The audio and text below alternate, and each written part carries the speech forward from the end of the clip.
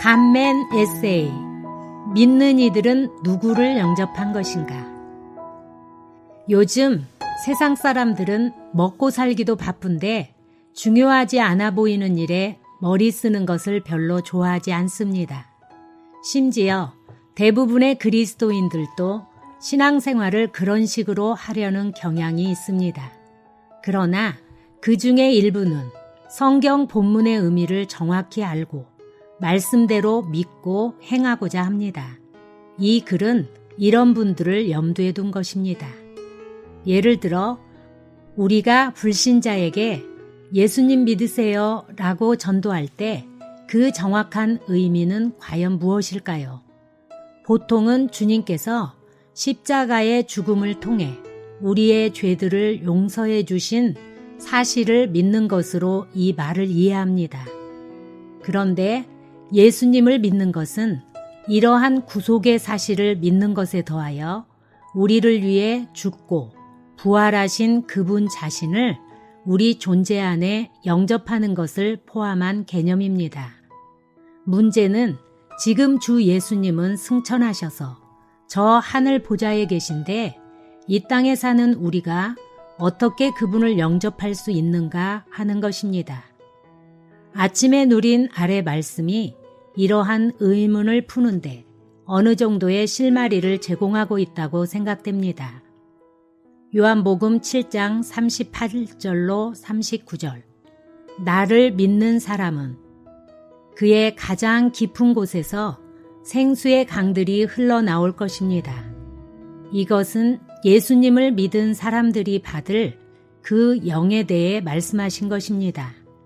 예수님께서 아직 영광스럽게 되지 않으셨기 때문에 그 영께서 아직 계시지 않았다. 보통 장로 교단 혹은 오순절 교단 배경의 분들은 주 예수님은 지금 하늘 보좌 우편에 계시고 그분이 보내신 성령 하나님을 우리가 영접한 것으로 생각합니다. 즉, 십자가에 죽으신 분은 주 예수님이시나 우리 안에 오신 분은 성령님이라고 이해하는 것입니다. 그렇다면 주님 자신은 지금 우리 안에 안 계신 것이냐고 물으면 계신다고 말을 하지만 그에 대한 설명은 조금씩 다릅니다. 즉, 어떤 분은 주님이 무소부재하시기 때문에 그렇다고 하고 또 어떤 분은 예수님의 대리로 성령님이 내주하시니 예수님이 내주하신 것이나 마찬가지라고 합니다. 그러나 이런 식의 답변은 언뜻 들으면 그럴듯해도 약점이 있는 설명입니다.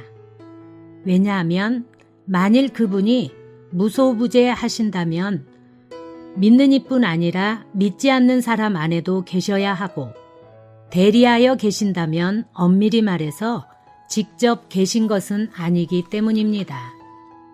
따라서 이 주제는 신앙의 기초에 해당한다고 볼 수 있지만 그렇다고 쉬운 질문도 아닙니다. 예수님이신가 성령님이신가? 위 예수님을 믿은 사람들이라는 본문을 문자 그대로 보면 우리가 믿은 분은 성령님이 아닌 주 예수님이십니다. 즉, 십자가에서 죽으셨던 바로 그분이 부활 후에 우리 안에 생명으로 영접되신 것입니다. 성경은 그리스도가 우리의 생명이시다 혹은 하나님의 아들이 있는 사람에게는 생명이 있다 라고 말씀합니다. 주 예수님 자신도 그분의 제자들을 박해한 다소의 사울에게 내가 왜 나를 박해하느냐 라고 말씀하셨습니다. 이런 구절들은 우리가 믿고 영접한 분은 부활하신 주 예수님 자신임을 확증해 줍니다. 그러므로 예수님 믿으세요 라고 할 때 그 말의 정확한 의미는 우리가 주 예수님을 구속주로 믿고 우리 안에 생명으로 영접하여 우주적인 그분의 몸의 한 지체가 되라는 말입니다. 문제는 위 본문에서 믿은 사람들이 그 영을 받는다고 한 부분과 예수님께서 아직 영광스럽게 되지 않으셨기 때문에 그 영께서 아직 계시지 않았다 라고 말씀하신 부분입니다.